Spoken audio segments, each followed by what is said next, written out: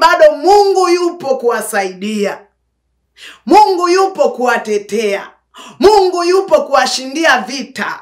Mungu yupo kuwatamia kama kuku anavyoatamia vifaranga vyake. Mungu yupo. Jina la Bwana libarikiwe sana. Kwa hiyo kumbe Mungu ana makusudi yake na njia zake. Kwa hiyo alivyomtafuta Musa, Musa alisimama katika nafasi yake, akaokoa wana wa Israeli.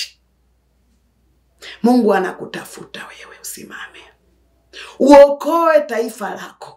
Uokoe ndugu yako, uokoe familia yako, uokoe kanisa lako. Mungu anatafuta mtu. Wewe hapo unaponitazama, mtazamaji wangu, wewe unaona kabisa mambo yanayokabili mji wako, mambo yanayokabili taifa lako. Mengine unaweza kuyakabili kwa kwenda kuzungumza, lakini mengine yakabili kwa maombi, kwa sababu kwa Mungu hakuna lisilowezekana. Jina la Bwana libarikiwe sana. Unaposoma kwenye Nyakati wa Pili sura ya 7 mstari wa 14, nasema ikiwa watu walioitwa kwa jina langu watajinyenyekesha na kutafuta uso wangu, nitasikia nami nitaponya nchi yao.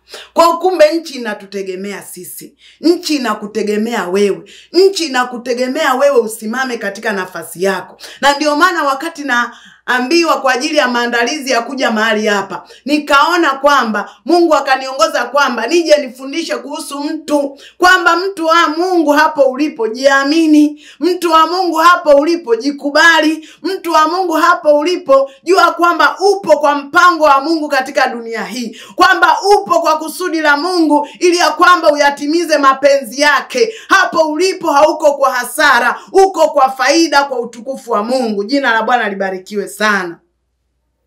Tunaenda kuona pia kwamba sehemu ya 4 kwamba wanadamu walipokosea alitafutwa mkombozi ambaye ni Yesu Kristo. Wanadamu walipoasi alitafutwa mkombozi ambaye ni Yesu Kristo. Unaposoma kitabu cha Yohana sura ile ya 3 mstari ule wa 16,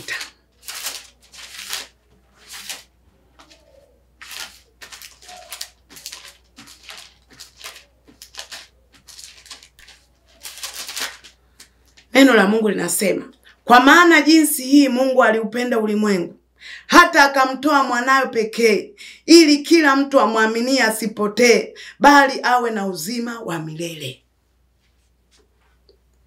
Ina maana yes, Mungu aliupenda ulimwengu. Alimuumba mwanadamu vizuri, akamweka katika bustani ya Eden, ili ya kwamba ailinde, ili ya kwamba aitunze.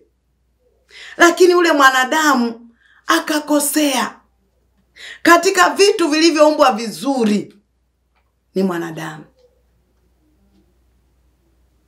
Katika vitu vilivyoumbwa vizuri duniani ni mwanadamu. Maana ameumbwa kwa mfano wa Mungu mwenyewe. Na ndio maana akasema na tuumbe mtu kwa mfano wetu na kwa sura yetu. Ina maana akamwekea kichwa, akamwekea macho mazuri, akamwekea masikio, akamwekea nyusi, akamwekea macho, akamwekea kope, akampa mwili, akampa afya njema, akampenda, akampa kucha nzuri, akampa kila kitu kizuri, akamuumba mwanadamu. Ina maana alifurahia kuumbaji, kwamba kwa kweli kazi nimeifanya. Jina la Bwana libarikiwe sana.